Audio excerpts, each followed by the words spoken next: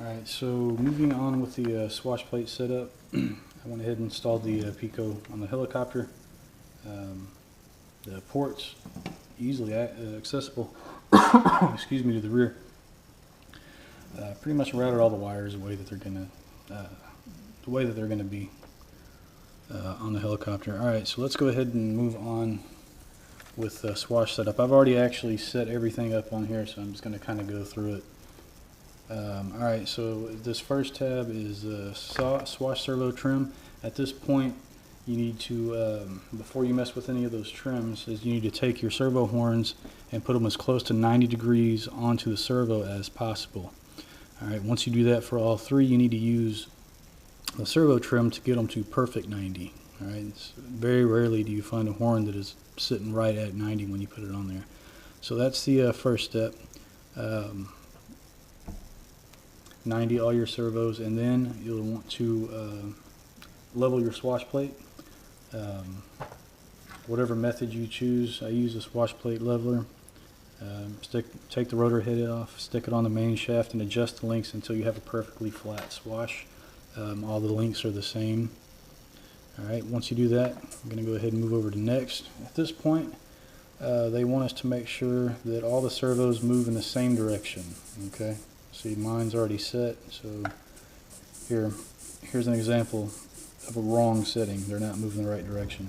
So, excuse me, you just go through these and find the one that makes the servos move in the same direction. Alright, for me that's normal, so we'll hit next. At this point, we're going to tell it, or we're going to make sure the swash is moving the correct direction. So right now at normal, mine is moving the incorrect direction. When I go up on the stick, the swash is moving down.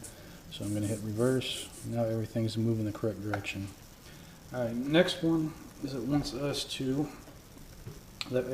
get a pitch gauge and zero it on the helicopter. So I have my pitch gauge here, and these front frame halves are about as flat a place as I can find. Stick your pitch gauge on there, zero it out. And this align one's always a pain in the ass to zero out. Okay, so then we want to align our blades with the boom.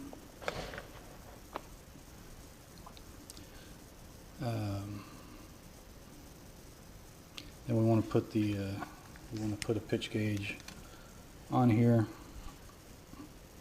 and probably my frame is slightly tilted. And we're going to hit next, and at this point, with this menu here, we can raise or lower the swash slightly to get the perfect zero pitch. Like I had adjusted the links, and if I went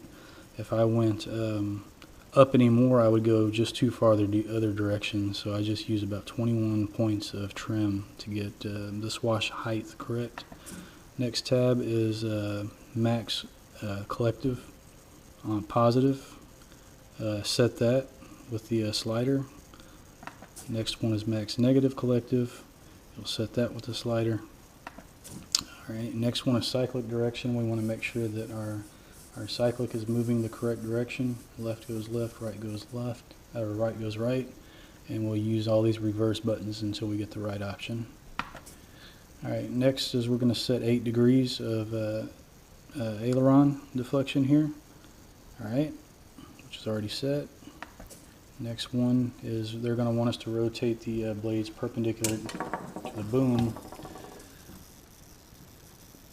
and zero the pitch gauge, and then we'll get 8 degrees on that end too. Okay. Alright, cyclic limit, this is where we check for binding. Nothing is binding. We're all good there. It's giving us a warning not to go too far over 12 degrees. It says it can cause some unwanted behavior.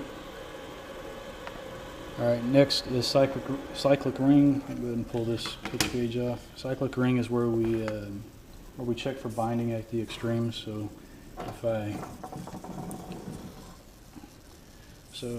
If I move my cyclic stick around at max positive pitch, look and listen for binding, turn the rotor head, make sure the inner swash isn't binding.